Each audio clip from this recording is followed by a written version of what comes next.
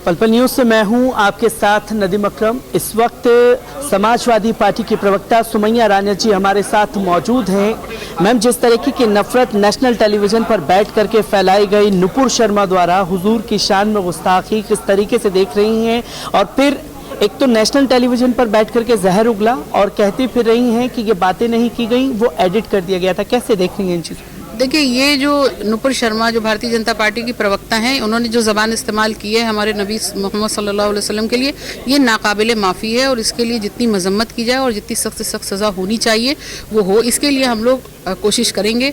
अभी कुछ मुकदमात उनके ऊपर हुए हैं।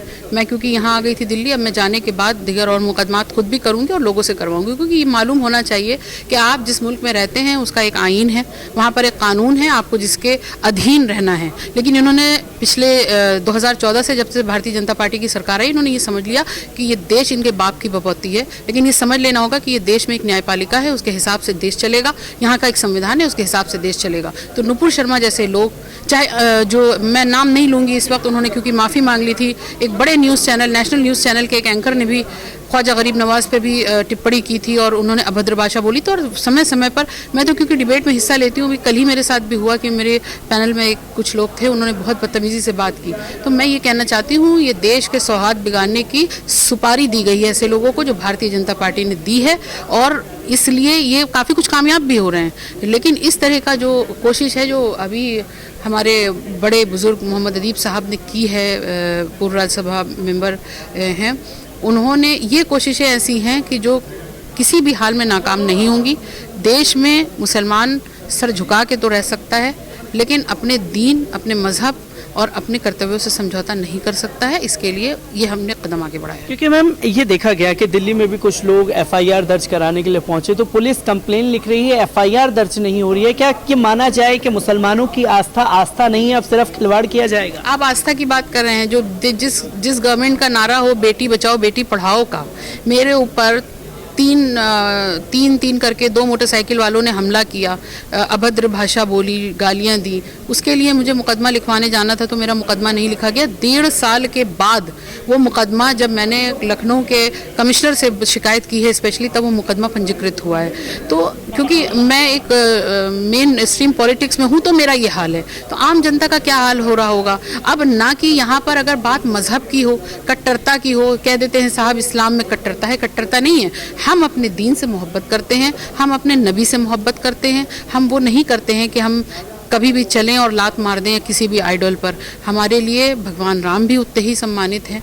उनको इमामे हिंद का लक़ब दिया गया, तो वो हम लोगों की तरफ से दिया गया, सम्मानित है। हमारा मज़हब भी ये कहता है कि किसी के मज़हब को कभी भी बुरा मत कहो, क्योंकि किसी का दिल आज़ारी करना किसी इस्लाम में इस चीज़ की बिल्कुल भी इजाज़त नहीं है।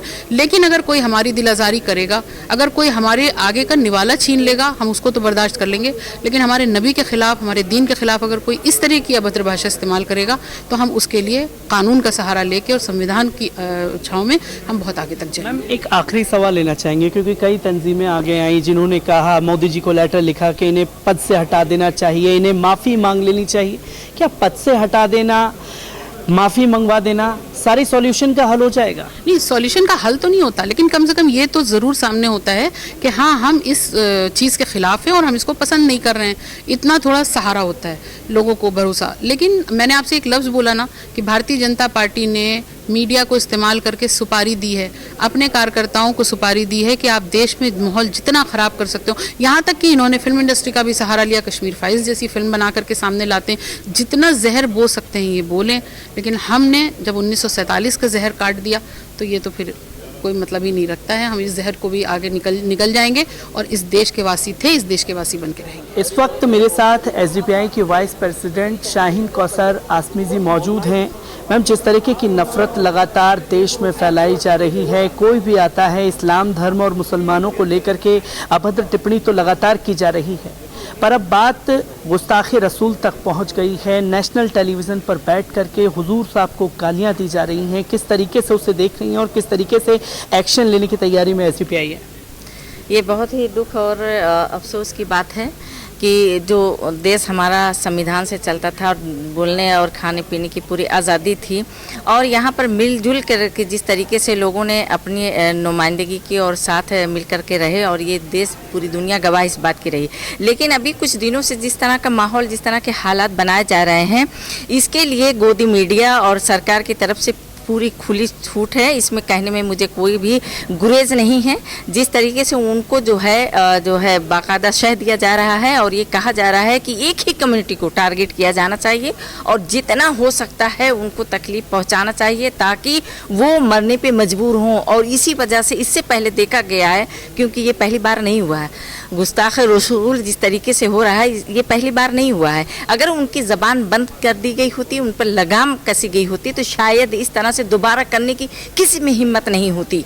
और लेकिन वो जो लोग हैं जिस तरीके से बंद कमरों के पीछे सह दे रहे हैं, और ये कहा जा रहा है कि हम सबका साथ, सबका विकास, सबका विश्वास जो है सरकार इक्वल जो है सबको राइट देगी और सबके साथ इक्वलिटी होगी। लेकिन यहाँ पर 2014 के बाद से जिस तरीके से हादसा और जिस तरीके से बातें और जिस तरीके से प्रैक्टिकल लोगों को जो है टारगेट किया जा रहा है, इसके लिए कहीं माफ़ी की गुंजाइश बिल्कुल नहीं है। लेकिन वो खुले तौर पर बड़े ही शान से जी रहे हैं, बड़े फ़ख्र से जी रहे हैं और उनको पूरी आज़ादी है बोलने की, क्योंकि उनके जो आकाओं का हाथ उनके सर पर है। तो मैं ये कहना चाहती हूँ और मैं ये चैलेंज करती हूँ कि जिस तरीके से ये आज हालात बनाए गए ये हमेशा नहीं रहेंगे, और जो लोग आज कुर्सी पे बैठे हैं वही लोग उनको उतार करके नीचे फेंकने पर मजबूर होंगे जब ये देश पूरा तिराही तिराही कर रहा है। आज बच्चा बच्चा इस बात को जानता है कि आज देश में सुकून नाम की जो चीज़ थी वो गलत हो गई है। आज ये बच्चा जानता है कि जो है आज कितने क्राइसिस, आज हमारा मुल्क कितनी मुश्किल दौर से गुजर रहा है। तो ये बहुत वक्त करीब है, जो कि वक्त आने वाला है, और जो फासिज्म बढ़ाया जा रहा है, जो फासिस्ट ताकतें हैं वो जो है आज वो बढ़ चढ़ करके जो बोल रही हैं, जो कर रही हैं, कल उनका मुंह बंद किया जाएगा और यही लोग बंद करेंगे। इस देश में रहने वाले जो लोग हैं, जो मिल करके संस्कृति और सभ्यता की मिसाल दी थी, वही लोग उनका मुंह कल बंद करेंगे। क्योंकि माफ़ी की बात जो है कहीं लागू नहीं होती है, जो गुस्ताखे रसूल किया गया है। कुछ तंजीमें लगातार ये कह रही हैं कि हमने मोदी जी को पत्र लिख दिया, उनको पद से हटा देना चाहिए। दिल्ली के कुछ महिलाएं विंग जाती हैं एफआईआर दर्ज करवाने के लिए, तो एफआईआर दर्ज नहीं हो रही है, सिर्फ कंप्लेनिंग लेटर लिख ली जा रही है। तो कैसे देखा जाए, ये मान लिया जाए कि मुसलमानों की आस्था अब आस्था नहीं है, सिर्फ खिलवाड़ रह गया है?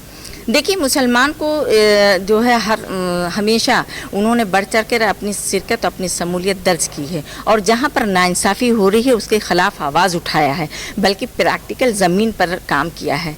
देश की आज़ादी में जिस तरीके से उन्होंने अपना बलिदान दिया था, उसी तरीके से आज वो काम करने की पूरी पुरजोर कोशिश कर रहे थे। जिस तरीके से उनके बाजू को, नौजवानों के बाजू को, कंधों को कमज़ोर किया जा रहा है, जानबूझकर ये किया जा रहा है, और लोगों की ज़बानें इसी वजह से बंद की जा रही है। और कोई मुद्दा नहीं है आज देश के अंदर, तो इसी तरीके उल जलूल काम किया जा रहा है ताकि इतनी नफरत भड़का दी जाए कि देश में रहने वाले जो लोग हैं टूट जाएं, बिखर जाएं। तो मैं ये कहना यहाँ से चाहती हूँ आपके चैनल के माध्यम से कि वो लोग गलत फहमी में हैं, वो लोग कान खोल करके ये सुन लें कि जिस दिन ये सैलाब उमड़ा तो उनको रोकना मुश्किल हो जाएगा। और आज से वो अपने जो है ज़बान पर काबू रखें, और गुस्ताखे रसूल और जो बाकायदा इस तरीके से प्री प्लान और साजिश के तहत किया जा रहा है, तो उसको हम चलने नहीं देंगे, और बहुत जल्द वो वक्त आने वाला है। देखिए, मैं ये कहना चाहूँगी और सभी से मैं अपील करना चाहूँगी आपके चैनल के माध्यम से जो मुझे देख रहे हैं कि अब वक्त आ गया है। ये सिर्फ उनके सेकुलर बनने की ज़रूरत नहीं है। जो सेकुलरिज्म का ये जो है प्रोपेगेंडा ये फैला करके और ये भ्रम फैलाया जा रहा है, तो पर्दे के पीछे की जो मंशा है इसको समझने की ज़रूरत है, क्योंकि उनके पास कुछ बचा ही नहीं है काम करने के लिए। देश के अंदर उनके पास कोई मुद्दा ही नहीं जिस पे वो काम करें। तो आज यही मंदिर, मस्जिद और गुस्ताखे रसूल और लोगों की जो है को परेशान करना, हैरेस करना, उनको टारगेट किया जाना, सिर्फ उनका यही एक मुद्दा बचा है।